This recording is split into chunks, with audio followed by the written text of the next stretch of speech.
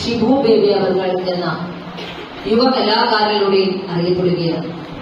മൗനരാഗം, സുഗമോ ദേവി, മാംഗല്യം തന്തുനാന എന്നീ സീരിയലിലൂടെയും ലൂസിഫർ എന്ന സിനിമയിലൂടെയും നമ്മെ അത്ഭുതപ്പെടുത്തിയ നടൻ ശ്രീ ഷിബു ബേബി അവരുടെ സർഗോത്സവം 2025 ഉദ്ഘാടനം ചെയ്യുന്നതിനായി ഏറെ ആദരപൂർവ്വം ക്ഷണിച്ചുകൊള്ളുന്നു.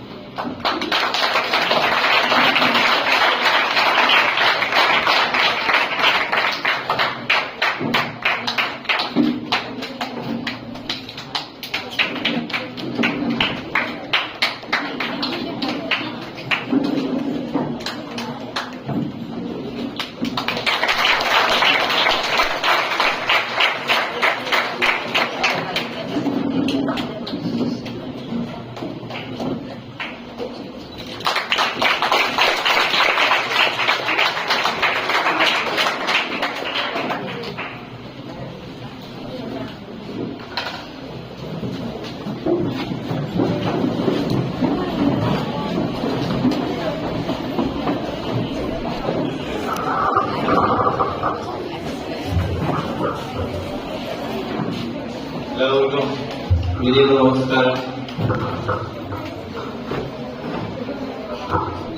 ബഹുമാനപ്പെട്ട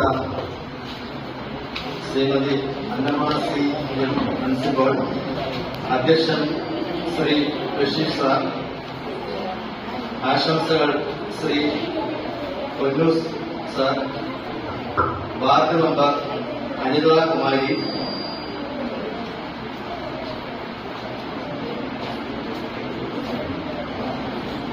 ഫാദർ ജിബു അച്ഛൻ, കുമാരി ദിയ കൃഷ്ണൻ. നന്ദി അറിയിക്കുന്നത് Shrimati Jaya John, staff secretary. വേദിയിലിരിക്കുന്ന വിശിഷ്ട വ്യക്തികളെ, അധ്യാപകരെ, മാതാപിതാക്കളെ, വാത്സല്യ കുഞ്ഞുങ്ങളെ, ഞാൻ വളരെ സന്തോഷത്തോടുകൂടിയാണ് ഈ ഒരു വേദിയിൽ ഇപ്പോൾ നിങ്ങളോടൊപ്പം ആയിരിക്കുന്നത്. എന്താണെന്ന് വെച്ചാൽ, ഞാൻ ഇവിടെ വരുന്നത് അറിഞ്ഞപ്പോൾ തന്നെ എനിക്കിങ്ങനൊരു ഇവിടുന്ന് ഒരു പോസ്റ്റ് എനിക്ക് അയച്ചു തന്നു, ഇവിടുത്തെ ടീച്ചർ എനിക്ക് അയച്ചു തന്നു. അപ്പൊ നമ്മളെ എന്തോ കിട്ടിയാൽ നമ്മളിപ്പോ ഒരു ഫേസ്ബുക്കിൽ ഇടുക എന്ന് പറയുന്നത് നമ്മുടെ എല്ലാവരുടെയും ഒരു ഹോബിയാണല്ലോ. അപ്പൊ ഞാനിത് ഇട്ട് കഴിഞ്ഞപ്പോൾ തന്നെ കുറെ കുട്ടികൾ എന്നെ വിളിച്ചു, ചേട്ടാ ഞങ്ങൾ പഠിച്ച സ്കൂളാണ് എന്ന് പറഞ്ഞിട്ട് ഒരുപാട് പേര്, ഞങ്ങൾക്ക് ഒരുപാട് അഭിമാനമുണ്ട് എന്ന് പറഞ്ഞ് ഒരുപാട് കുട്ടികൾ എന്നെ വിളിച്ചു. അതെനിക്ക് ഭയങ്കര സന്തോഷം വളർത്തിയ ഒരു കാര്യമാണ്.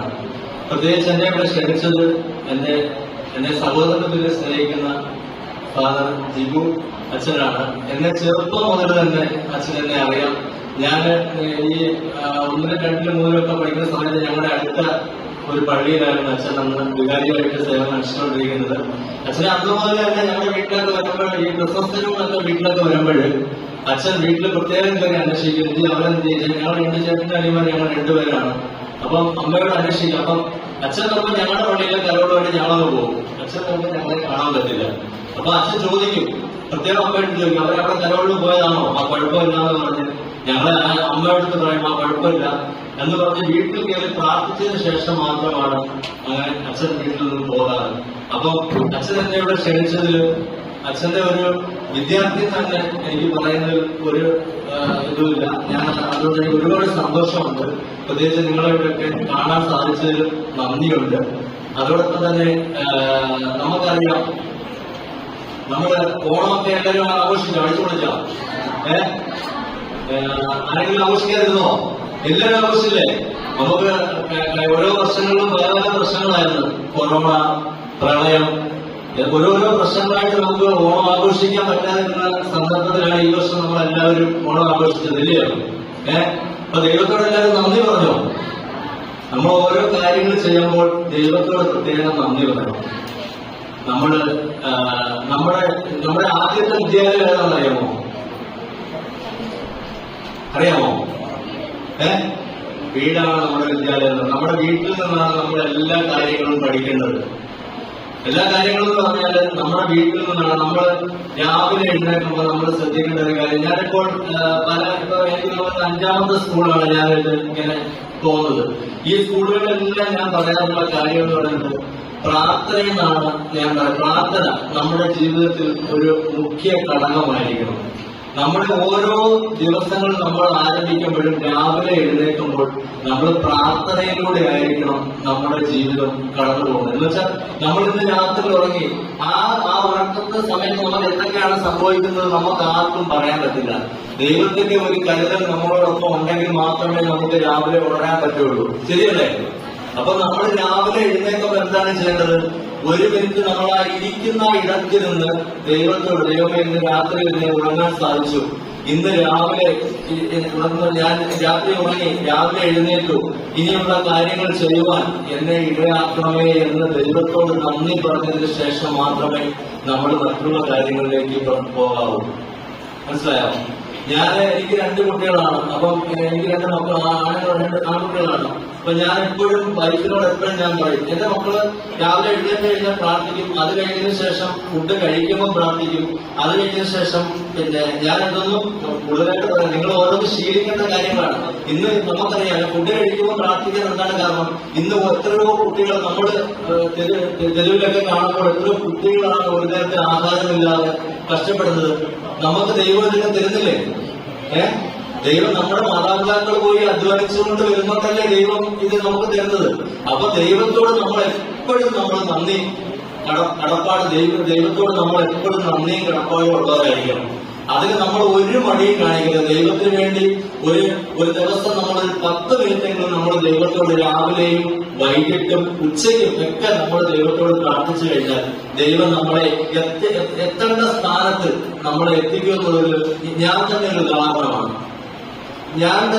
ഉദാഹരണമാണ്. ദൈവമാണ് എനിക്കെല്ലാം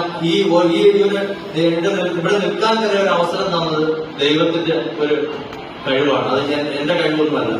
അപ്പൊ നമ്മൾ ദൈവത്തിന് ഉത്സാഹം കൊടുത്തുകൊണ്ട് തന്നെ വേണം നമ്മൾ ഓരോ ദിവസവും നമ്മുടെ ജീവിതം മുന്നോട്ട് പോകാൻ. അതേപോലെ തന്നെ നമ്മുടെ മാതാപിതാക്കളെ ഇന്ന് ബഹുമാനിക്കുക എന്ന് പറയുന്നത് ഇന്ന് വലിയൊരു പ്രശ്നമായിട്ട് വരികയാണ്. ഒരുപാട് നമ്മൾ കണ്ടിട്ടുണ്ട്, പിന്നെ മദ്യത്തിനും മയക്കുമരുന്നിനും അടിമപ്പെട്ട് ഇന്ന് ഓരോ മക്കളും ഇന്ന് നശിച്ചുകൊണ്ടിരിക്കുന്ന ഒരു തലമുറയായി ഇന്ന് മാറിക്കൊണ്ടിരിക്കുന്നു. പക്ഷെ നമ്മുടെ മാതാപിതാക്കൾ നമ്മളോട് ഓരോ കാര്യങ്ങൾ പറയുമ്പോൾ നമ്മൾ അത് ഒരിക്കലും ചെവിക്കൊള്ളാൻ നമ്മൾ തയ്യാറാകുന്നില്ല. നമ്മളുടെ സ്വന്തം കാര്യങ്ങൾ മാത്രമാണ് നമ്മൾക്കിന്ന് പ്രാധാന്യം കൊടുക്കുന്നത്. നമ്മൾ എന്തിനാണ് സ്കൂളിൽ വരുന്നത്? നമ്മൾ പഠിക്കുന്നതാണ് സ്കൂളിൽ വരുന്നത്. പഠിച്ച് നല്ല ഉദ്യോഗം മേടിച്ച് നല്ലതായി സമൂഹത്തിൽ അറിയപ്പെടുവാനാണ് നമ്മൾ സ്കൂളിൽ വരുന്നത്.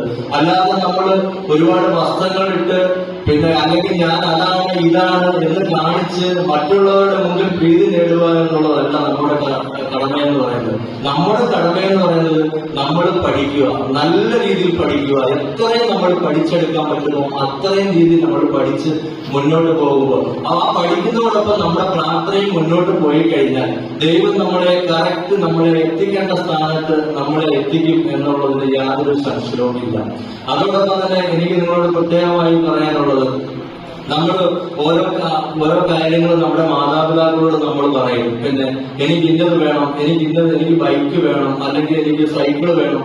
നമ്മൾ ഇപ്പം സൈക്കിളൊക്കെ നമുക്ക് ഒരു മാതാപിതാക്കൾക്ക് മേടിച്ചു കൊടുക്കാൻ പറ്റുന്ന കാര്യങ്ങളുള്ളൂ. പക്ഷെ നമ്മൾ ഈ ബൈക്കൊക്കെ പറയുമ്പോഴെന്ന് പറഞ്ഞാൽ ഈ ബൈക്കൊക്കെ എന്ന് പറഞ്ഞാൽ ഒരുപാട് വിലയുള്ള ബൈക്കുകളാണ്. പക്ഷെ നമ്മളെ പഠിപ്പിക്കുന്നതോടൊപ്പം അവരുടെ മാതാപിതാക്കൾക്ക് ഒരിക്കലും ആ ബൈക്ക് മേടിച്ചു കൊടുക്കാൻ അവർക്ക് അതിനുള്ള സാമ്പത്തിക സ്ഥിതി കാണത്തില്ല. അപ്പൊ അവര് പറയും, മക്കളെ നിങ്ങൾ പഠിക്കുക, ഞാൻ മേടിച്ചു തരാം. പക്ഷെ നമ്മൾ ആ ഒരു നിമിഷത്തിന് ആ ദേശത്തിന് പോയി ഇന്ന് ഒരുപാട് കുട്ടികൾ ആത്മഹത്യ ചെയ്തതായിട്ട് ഞാൻ എന്റെ ശ്രദ്ധയിലും നമ്മുടെ പത്രങ്ങളിലൊക്കെ